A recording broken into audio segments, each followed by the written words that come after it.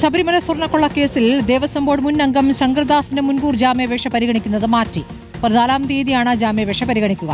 ശങ്കർദാസ് അബോധാവസ്ഥയിലാണെന്ന് അഭിഭാഷകൻ കോടതിയെ അറിയിച്ചു. ശങ്കർദാസിന്റെ ഫോട്ടോ ഹാജരാക്കി. മെഡിക്കൽ രേഖകൾ ഹാജരാക്കാൻ കോടതി നിർദ്ദേശിച്ചു. ഗോപാൽ ഷീലാസ് വിവരങ്ങളുമായി. ഗോപാൽ, ശങ്കർദാസിന് ആരോഗ്യ പ്രശ്നങ്ങളുണ്ട് എന്നുള്ളത് നേരത്തെ തന്നെ കേട്ടുന്നൊരു കാര്യമാണ്. ഇപ്പോൾ അദ്ദേഹം അബോധാവസ്ഥയിൽ എന്നുള്ള വിവരം കൂടി ലഭിക്കുകയാണ്. അപ്പോൾ ജാമ്യാപേക്ഷ പരിഗണിക്കുന്നത് മാറ്റുന്നു. ഉറപ്പായിട്ടും 14-ാം തീയതി പരിഗണിക്കുമ്പോഴും ആരോഗ്യ പ്രശ്നം നിലനിൽക്കും. എന്താണ് ഇപ്പോൾ അറിയാനാകുന്നത്? കോടതി എടുത്തിരിക്കുന്ന നിലപാടെന്താണ്?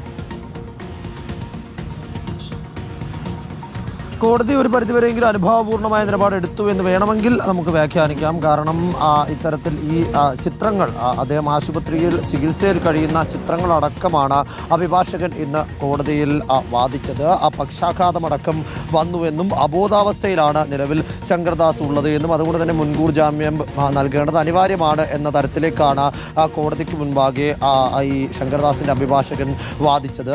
അതുകൊണ്ട് തന്നെയാണ് കൂടുതൽ SIT ശേഖരിച്ച മെഡിക്കൽ രേഖകൾ അടക്കം വിശദമായ രേഖകൾ ഹാജരാക്കാൻ വേണ്ടി കോടതി ഈ ജാമ്യാപേക്ഷ പരിഗണിക്കുന്നത് 14-ാം തീയതിയിലേക്ക് മാറ്റിയിട്ടുള്ളത്. ശങ്കർദാസ് ഇത്തരത്തിൽ ഈ സ്വർണ്ണ കട്ടളപ്പാളി ഇളക്കി മാറ്റിക്കൊണ്ടുപോയ സമയത്ത് ഉള്ള ദേവസ്വം ബോർഡിൽ അംഗമായിരുന്നു. ആ അംഗമായിരുന്ന സമയത്ത് എന്തുകൊണ്ട് ശങ്കർദാസിനെയും വിജയകുമാറിനെയും കസ്റ്റഡിയിലെടുക്കുന്നില്ല, അറസ്റ്റ് ചെയ്യുന്നില്ല എന്ന ചോദ്യം നേരത്തെ കോടതി ചോദിച്ചിരുന്നു, ഹൈക്കോടതി ചോദിച്ചിരുന്നു. ആ ചോദ്യത്തിൻ്റെയൊക്കെ പശ്ചാത്തലത്തിലാണ് ഇത്തരത്തിൽ ശങ്കർദാസ് മുൻകൂർ ജാമ്യാപേക്ഷ കൊല്ലം ജില്ലാ സെഷൻസ് കോടതിയിൽ നൽകിയത്. നടപടിക്രമങ്ങൾ പാലിക്കണമെന്ന് നേരത്തെ നിർദ്ദേശമുണ്ടായിരുന്നു എന്നും ആ നടപടിക്രമങ്ങൾ പാലിക്കുന്നതിൽ ലംഘനമുണ്ടായി എന്നതുമാണ് ശങ്കർദാസിന്റെ അഭിഭാഷകൻ കോടതിയിൽ വാദിച്ചത്. എന്താണെങ്കിലും അടുത്ത 14-ാം തീയതിയിലേക്കാണ് ഈ കേസ് പരിഗണിക്കുന്നതിന് വേണ്ടി മാറ്റിയിട്ടുള്ളത്. അന്നത്തെ ദിവസത്തിനകം തന്നെ SIT പ്രത്യേക അന്വേഷണ സംഘം ശേഖരിച്ച മെഡിക്കൽ രേഖകളെല്ലാം തന്നെ വിശദമായ രേഖകൾ സമർപ്പിക്കണമെന്നതാണ് കോടതി അറിയിച്ചത്.